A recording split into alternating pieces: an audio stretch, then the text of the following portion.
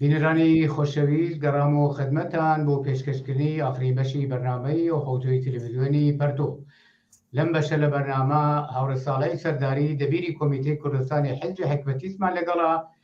قسە و باسەکەین سەبارەت بە هەڵبژاردنێکە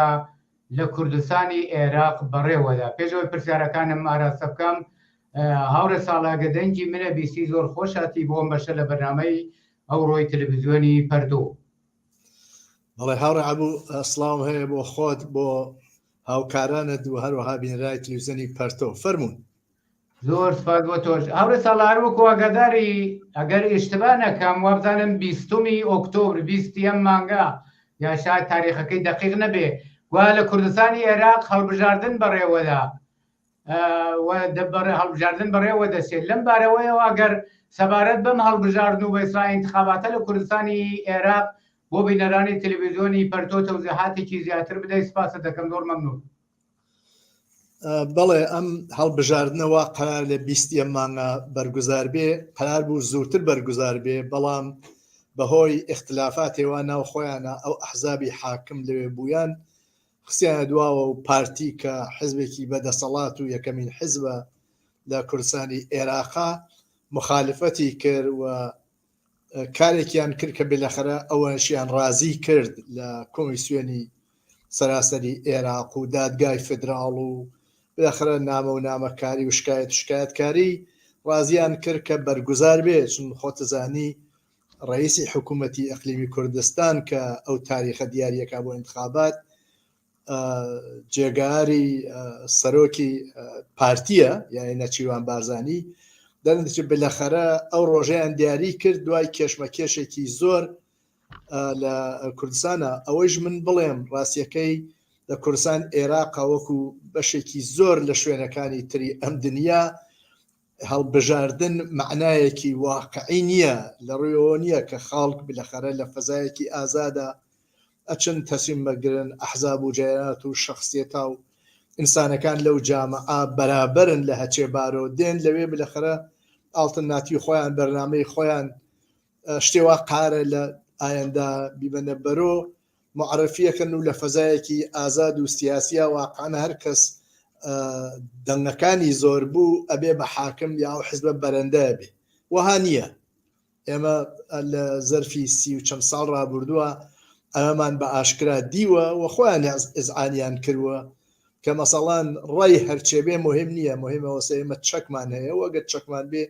هەر کەسێک ڕێ لێ ئێمە زۆرتر بێ. ئەمە قسەی من نییە، قسەی ڕاهبەران ئەو حیزبانەسەوە هەن لە دەوڵەتە. هەر ئێمە مادام چەکمان هەست و هێزی نزاریمان هەست کورسیەکانیش هەر بەدەست تێرین و لەم 39 ساڵە هەروەها چووە سەربەرۆ. مەسەڵان واقعان وها نەبووە بلەخەرە وەکو ئەحزاب جێکەوتو لە سەراسەر دنیا هەندێکێ ڕێی زۆرتر تێرێ ئەو دانەکە ئەبێ بە ئۆپۆزیسیۆن لەوێ ئۆپۆزیسیۆن بوون بە جۆرێ عەیب و عارە لە عێراق و لە خاوەرمیانە و بەتایبەت لە کوردستانیشە. ئەوەیش بڵێم ئەم داستان پارلەمان کوردستان عێراقا ئەمە چەند جار خۆیان بە وسیلەی ئەحزابی حاکم تێک دراوە بە یەکە. ئەو ساڵەوە ساڵەکانی 90 بوو شەڕیان بوو لەسەر دەسەڵاتوانە و پارتی چوو حزبی بەعسی هاورد بۆ هەولێر، هێشتا بەعس لە ناو نەچوو بوو، ساختمانی پارلمانیاندا بەرتۆ وەکو چۆن لە رووسیا لە زەمان یلسینا ئەو کاریان کرد، ئەمانیشدایانە بەرتۆ. یا 7 ساڵ لەمەوە بەر ڕئیسی پارلمانی کوردستانی عێراق لە بزوتنەوەی گۆڕان بوو محەممەد یۆسف نیان هێشتێتە هەولێر کە مرکزی پارلمان بوو. یا ئیسا ئەوە چەند 1-2 ساڵەوە ئەزانم پارلمان بە وەسیلەی دادگای فدراڵی عێراق بەخاتر نازان چیگەل غێرە قانونی داخراوە و ئیسا ئەمە چوون بۆ ئەم هەڵبژاردنە کە لە داهاتووە لە 20 مانگە نەبێ، بەڵام فەزایەکی یەکجار شێوا و ئالۆز پێچیدە پڕێ لە قسەی ناشیرین جنێودان هەر کەسێ ئەم چەند ڕۆژە فەزای ئەو چەند حزبەی دیبێ بەتایبەت 2 حزبی دەسەڵات پارتی و یەکێتی دیبێ بە ئاشکرا واقعاً قیزیە شەوێتەوە لە ئەو فەزا لە حاڵێکە لە شوێنێکە ئەگەر ئازادی بێ و دموکراسی بێ ئەحزاب و جیهانات دەبێت لە فەزایەکی ئازاد و شاد و سەرحاڵە بچن تەبلیغات خۆیان کەن بەرنامەی خۆیان کەن بە شێوەی سیاسی زاهر بن بە دوور لە ئەو چەشنەوە ئێستا ئێمە ئەیبینین بەداخەوە فەزاکە هەر یەکجار ئالۆزە و ئەمە بۆ سەربایس هەڕەشە و گوڕەشەکەن لە یەک و ئەمە بۆ سەربایس نەگەرانیەک لە ناو کۆمەڵانی خەڵکە کە قرارە بچن لەو ڕۆژە تەسلیم بگرن ئیرادەی خۆیان فەرزکەن نەتەنیا جێگەی خۆشحاڵین یەکە بێ چەند ڕێیەدەن و ئەممکنە ئەو ئاواتانەوە هەسیان بە دیبێ بەرعەکسەکەیسی نەگەان ئەوەن ئەو وەزعە بە ئەم هەڵبژاردنەوە ها لە ئارەها لە داهاتووە خراپتر بێ و چۆن تاریسە وایەن کردووە تووشی شەڕ و ناکۆکی و ئەوانە بن و خەڵک نەگەرانتر بن و ئەمەش وا ئیسە هەز لە دەستیان دەربچێ. سوات بۆ تۆزەحەکانت هەورە ساڵە لە شروعی قسەکان تا باسی ئەوەت کرد کە بە تاخیر کەوتووە ئەم هەڵبژاردنە گوایە قرار بۆ زووتر بەڕێوە بچێ و دلیلەکەشی اختلافی دوو حیزبی ئەسڵی بووە. ئەگەر هێندە سەبارەت بۆ اختلافانە پێدوا بێ لازمە ئیشارە بکەی مەمنونە بم. وەلێ لە ئیدامەی ئەم پرسیارەمە ئەم هەڵبژاردنە تۆ ئیشارەت کرد کە غیرە دموکراتیکە چەندێ ڕای خەڵک بۆ چوونی خەڵک چوونە پای بەیسا سندوقەکانی ڕێی دەتوانێت ئاڵوگۆڕ پێک بێنێ لەم کۆمەلگایە و جە و فەزای ئێستەی کۆمەلگا ئایا کۆمەلگا بەتۆجێ بەم دڵپڕی و ناڕەزایەتیانەی کە لە ئەم ئەحزابی مەوجودانە هەیانە فەزایەکی چۆنە؟ ئایا دەچنە پای هەڵبژاردن ناچن؟ فەزای عمومی کۆمەلگاکە چۆنە؟ بەڵێ تاوانازەوە بە اختلاف هەڵەگەڕێتەوە. من فکر ناکەم اختلافیان لەبار سیاسیۆ لەسەر ئەوە بێ یەکێکیان مەسەڵەن تەرەفدار ئەوەسە خەڵکی کوردستان لە ڕەفاها بن چوزانم حەق و حقوقیان بدەن، بیمەی بێکاری بێ، بیمەی دەرمانی بێ، پەروەردە هین بێ چی پێژن ڕایگان بێ، خەڵک و کۆمەڵانی زەحمەتکێش مەسەڵەن بەرامبەر بن لە بەرامبەر قانونە ئازادە سیاسەکان بن، یەکیان مەسەڵەن موافق بێ یەکیان مخالف بێ، هەردوو لایەن دروست مخالف ئەم جۆرەشتن. یەکیان مەسەڵەن تەرەفدار ئەوە بێ چوزانم حقوقی کاریگەر بێ، اعتصاب ئازاد بێ، تظاهرات ئازاد بێ، یەکیان مخالف بێ. مطلقاً لەسەر ئەمانە نییە، هەردوو لایەن بەنظر من بۆ دەسەڵات خۆیان وا ئەکەن، هەردوویان لەسەر سەرکوبکردن خەڵک لەسەرەوە خەڵک موچە مەسەڵەن نەیەت، هەردوو لایەن لەسەرەوە ئازادیەکان محدودۆکەن، هەردوو لایەن لەسەرەوە مەسەڵەن مخالفی فعالیەتهای ئەحزابی تر و سیاسیون تر و مخالفینی ئەوانن، هەردوو لایەن مەسەڵەن ترۆریان کردووە. تۆ ئەم بەدەیان نمونە لە ئەم چەند ساڵ ڕابردووە من بیهێنەوە مەسەڵەن هەر لە ئەوەڵەوە ساڵەکان ئیبتیدای ساڵنەوەت مەسەڵەن نەزیر عومەر عەلیان لە منتەقەی بادینان پارتی ترۆر کرد، یا سەردەشت عوسمان یا هەر کەسێ مخالف لەبەرەوە تەنزێکی نووسیبووی خۆزگا من زاوای سەرۆک بووە، بردیان بێسەر و شوێن و کوشتیان و جەنازەکان فڕەدا و دەیان نمونەی تر لەم لایشەوە کاوە گەرمیانیان کوشت، سۆرانی مامە هەمەیان کوشت، نازانم هەر کەسێ مخالفیان بێ ئاوای لەکەن چاو لە مەسەڵان ناو یەکێتی بکەن ئەو ئامۆزانە چۆن بەرامبەر بە یەک ئیسەوێساون و لەسەر قودرەت و دەسەڵات منزورم پاوڵ و لاهورجەنگیە بەڵێ یا لەو بەرۆ ئیسەیش لە ناو پارتیا گوایە هەر شەڕی ئامۆزاکان دەستی پێکردوە لایەکی نەچیروان بارزانیە و ئەو یەکەیتریان مەسرور بارزانیەکەوە بەحس ئەوە هەز لە میدیای کوردستان عێراقا کە بۆ ئەم هەڵبژاردنە ئەو تعدادە یا ئەو کادرانەوە تەرفدار نەچیروان بارزانی بوون لە هەموو مەسئولیەت و ئەوانە مەحرومیان کرد و لایەن بروون و ئەو جەناحی وا سەر بە مەسرور بەرزانیە و کوڕی مەسعودە و ئێستا سەرۆک وەزیرانی حکوومەتی ئیقلیمە ئەوە بەنیشانەدێ هەر کەسێ لەم ڕۆژانە چاوی کردبێ لە تەبلیغاتێەوە ئەیکەن واقعاً لە هەموو شتێ بێزار و بێتاقەتە بێ و ئەمە کۆمەڵانی خەڵکی بە ئەو پەڕی نیگەرانی و ناڕەحەتی گەیاندووە ئەو پەڕی جنێو کابرا نەرسە ممکنە کادرێ عزوێ لە یەکێ لەم تەشکیلاتانە هەمیشە بووە ناو ئەحزاب وشتا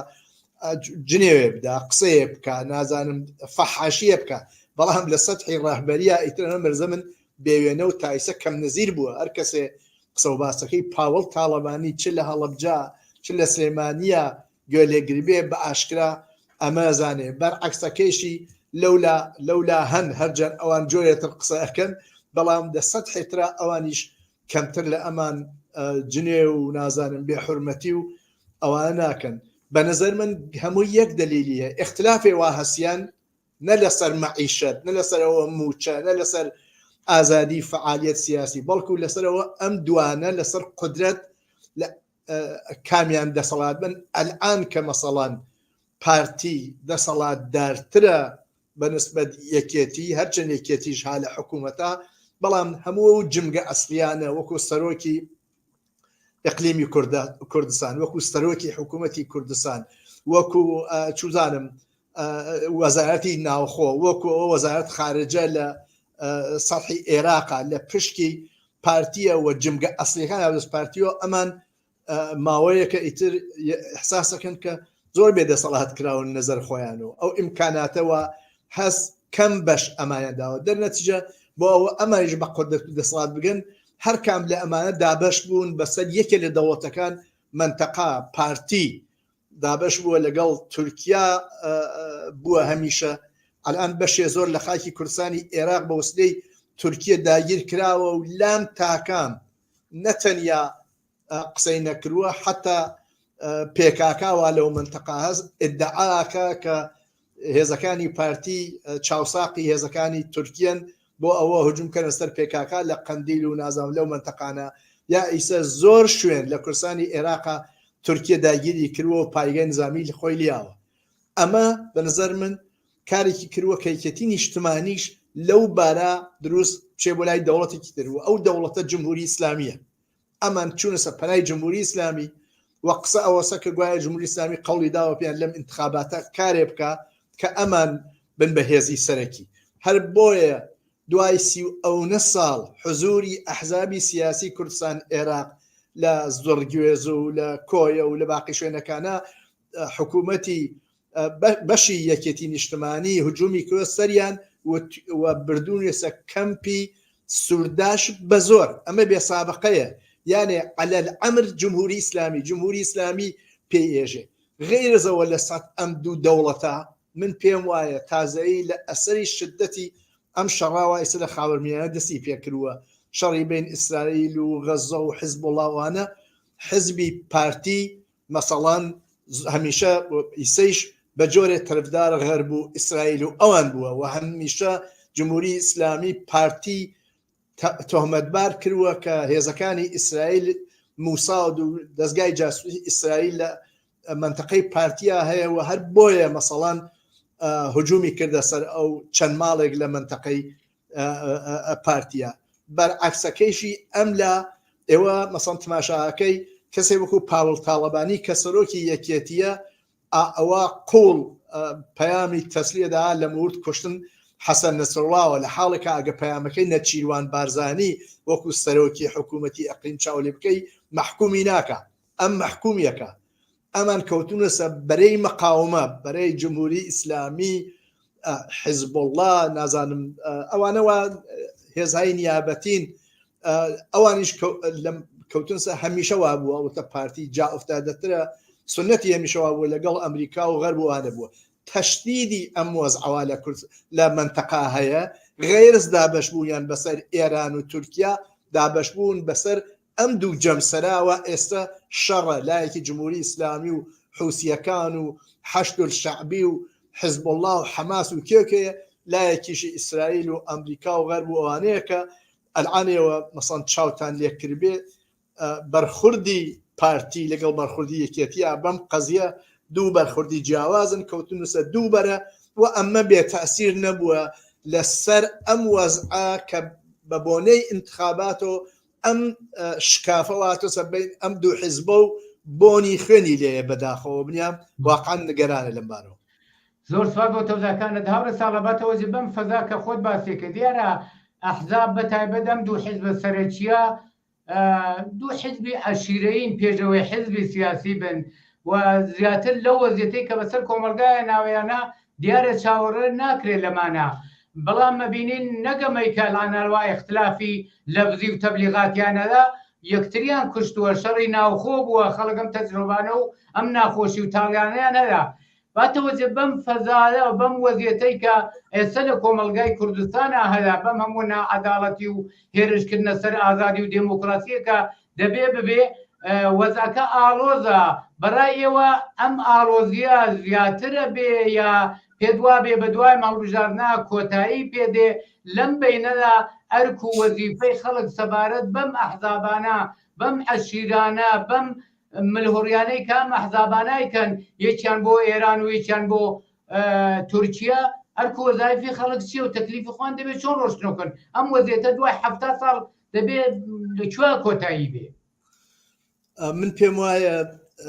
ئایسە بنیام ناتوانێت نسخەیە پێچێتەوە و مستەقیم بێژێ ئاوای لێە چون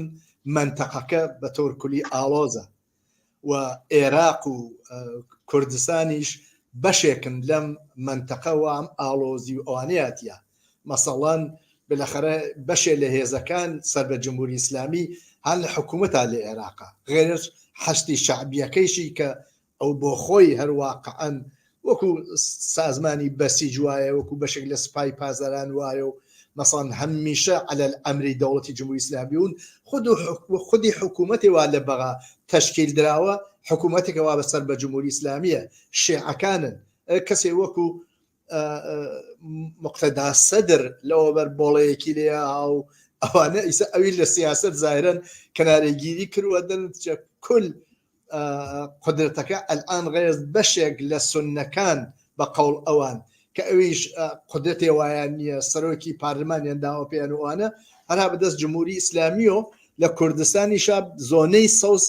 ها بەدەستیەوە من وازانم ئەم وەزعەوە لە کوردستان عێراق و منتەقایە بەشێکی بەرەو کوێچێ وازانم مربوطە بە ئەو شەڕەوە لە ئاستی خاوەرمیانە لە بین ئیسرائیل و حەماس و حیزبوڵڵا و جمهوری ئیسلامی و ئەوانایە من وازانم تەکلیف ئەوانە تا ڕۆشنۆنە بێ ئینسان ناتوانێ بێژێ ئاوای لێ یعنی بەستەگیەز ئەگەر جمهوری ئیسلامی دەست باڵا پەیاکە جۆرێتری لێ و ئەگەر غەرب و ئیسرائیل وانە دەست باڵا پەیاکەن کە من پێم وایە ئەمان ئەم بەش ئاخر ئیسرائیل و ئەمریکا و بەشی لە کشوری غەربی کە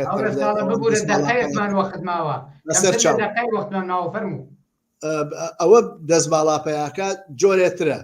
ئەوە کە معلومە خەڵک دەبێ واقعا نەچن بۆ ئەم انتخابات وشتە ئەبێ بایکوتیکەن هیچ نییە ئێوە 30 ساڵاچن بۆ انتخابات کامەشتی باش بە نەف ئێوە بە نەف پەروەردە بە نەف ئەوە بێکار نەبن ماڵوێران نەبن چوزانم بە بەرچاو خۆتانەوە ئەو هەموو دزی و ئختلاس و ئاناز بە بەرچاو خۆتانەوە بە هەزاران تانکری نەوت بێ ئەوە کەس بزانێ ئەچێ بۆ ئێران نازانم لە منتەقەی پارتیۆ لە لولەی نازانم بەندەری جیهان و سرۆت و سامان و گازێ زۆر لە کوردستان عێراق و ئەچێ دەرۆ ئەچێتە گیرفان ئەو دوو حیزبە من وازانم خەڵکی ڕۆشنبیر خەڵکی کرێکار و زەحمەت کێش خەڵکی هەژار و فەقیر دەبێ بەرامبەر بەم دەسەڵاتە بێسن لە مەقابڵیانە شرکت نەکەن و نەچنە